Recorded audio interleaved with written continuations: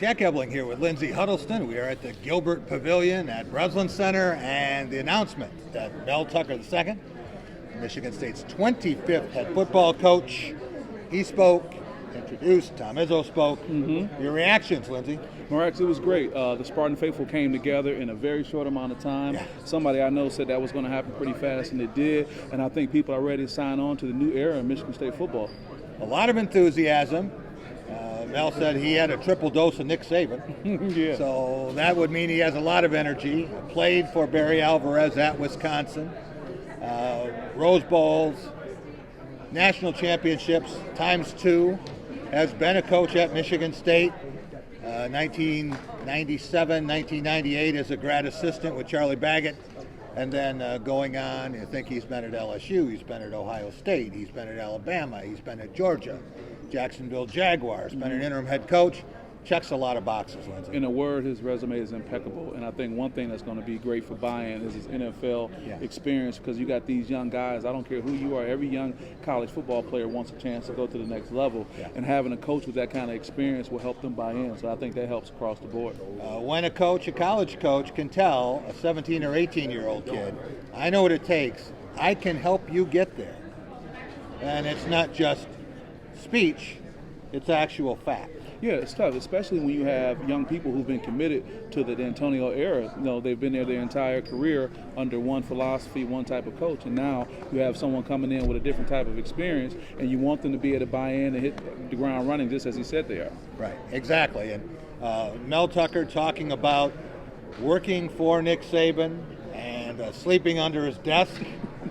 He said Nick Saban would come in with the change jingling in down the the hallway. That's how you knew he was coming. He wanted to be there when he got there, and he wanted to be there when he walked by to leave. That's always good advice. Be there when the boss is coming, be there when he's leaving, right? Yeah.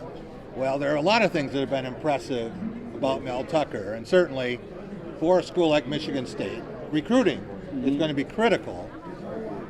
He's a Northeastern Ohio guy. He has done an amazing job of recruiting Heisman Trophy winners.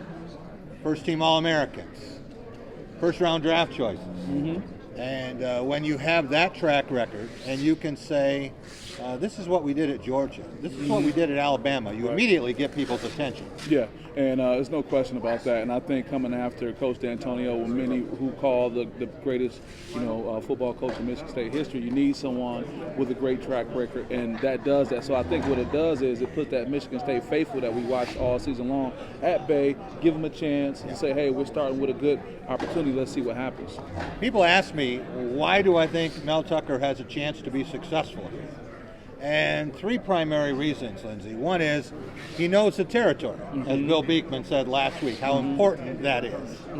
Number two is he knows what it takes to win, and you're not going to outwork him. That's not possible.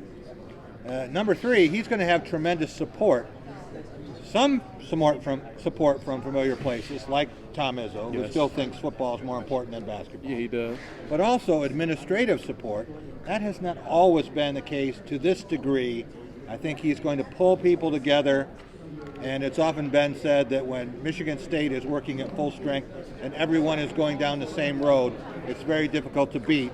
And when it's eating its own, it can't win. Oh, you're absolutely right. I think Coach Izzo's comments about that weren't just tongue-in-cheek. He said when the football program and the basketball program are quote-unquote working together, it helps everyone. I think that's quite obvious by Coach Izzo's presence here. He's a football guy. Yeah. He said he was working the phones. He was making the calls. So, he had an influence in that. And quite frankly, I don't think Coach Tucker would be here if Coach Izzo wasn't 100% on board. Exactly. What a night for Michigan State last night, when you think about the basketball team.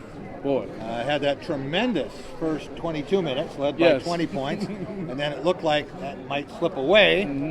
Illinois went up by one, and then Michigan State gets the putback slam by Xavier Tillman. And he didn't lay that one up. He grabbed it. I wish he'd done that a little earlier. Sure. And then you think about the last possession, and it still looked like there was going to be a chance for Illinois to have some heroics with Ayo Dosunmu. That did not happen. And then a few hours later, it was a done deal. Around 12:30, they knew it was going to happen. And a guy who had a chance to be the Michigan State coach a couple days earlier and took himself out of consideration for that.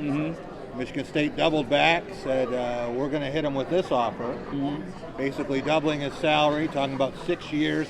This is a commitment, Lindsay, that Michigan State has never made before. Yeah, I totally agree. Not just in terms of the head coaching salary, but the $6 million assistant coaches pool, the facility upgrade plans, the things that Michigan State will not have to take a back seat to others. In the past, Michigan State beat Michigan 8 times in 10 years, when it beat Ohio State 3 times in 6 years, and was the only Big Ten school that could say that.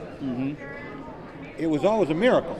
Right. The idea is to make it less of a miracle and more of a probability. Right. You know, I just think that, to your point, everything we heard over the season when we were traveling throughout the country, going to these football games, it was all about what changes are going to be made. That pool that they made available for those coaches mean that a change is going to come, meaning that they'll be able to pull and draw with some elite-type coaches to bring them in, which is going to be great for the program overall. Now, that means that they're going to be raising a lot of money, and one of the ways they're going to get that money is trying to get Lindsay Huddleston to donate from TheSPSEdge. I told him you were good for $100,000 the first year. Well, I didn't get the memo, and I'll just keep working to do what I can in the venue. But, you know, I think you made another point, the excitement, getting people involved. People want to buy season tickets. That's going to be something to watch to see how that goes. I mean, this press conference leads to that, so you can hope that can get the people rolling to be supportive. I would predict that he will be speaking at halftime Saturday night. Smart. Michigan State and Maryland. Got to be there. It's game day. It's tremendous exposure. He'll get a national hit on that. A lot of love. He won't find a more supportive audience than he will have Saturday night. Sure. He hadn't lost a game yet. Yeah. Great record. And it is the reunion of the 2000 national championship team after 20 years. So I would think that the ending of this week is going to be a lot better for Michigan State than the beginning was. No, you're right, and I think it's by no surprise that that decision was made in mind with these type of events coming up. What a way to introduce, if not reintroduce, Coach Mel Tucker to the Spartan faithful, get some buy-in from other championship-type programs. I mean, you kind of create that synergy, because the goal is you want everybody coming back to support Michigan State football just as they support Michigan State basketball. And I have to give a shout-out, because a lot of people may not even want to hear this. It's okay if you compliment Izzo. That's been done before. Sure, a few times. And Nick Saban obviously still cares about this place and would do anything he could to help it. But there's some other people who worked on this team, and they've gotten a ton of gas. And I think they deserve a shout-out tonight. Okay. Athletic Director Bill Beekman, who did not let any of the criticism that he was a bumbling idiot bother him, and came out and did what needed to be done. I think when you look at President Samuel Stanley, said, okay, we're all in. That was the question. Are you all in? Are you prepared to make the commitment to run with the big dogs, or do you want to stay on the porch? And Michigan State now has made that commitment. They are going into a bigger stadium than they've ever been in. No, that's important. Alan Haller, Associate Athletic Director, Jen Smith, Compliance Director. It was a team effort to get this done. No, you saw people whizzing around the country on the jet. You hear Athletic Director Beekman saying he got in at 3:30 a.m., back in at 8:30 a.m. And I think it just talks about the commitment that the Michigan State family have, from the athletic administration down to the president, about being on board for this new opportunity. In at 3:30, off and running at 8:30. I wonder why he slept in. The nerve of him, right? We'll get into that time. And what's going on soon? Press Pass. What we got coming up? Press Pass this Sunday. We'll be talking a lot about this hire. Certainly, this is the story of the week. Sure. But also Michigan State's chance to have a pair of critical wins.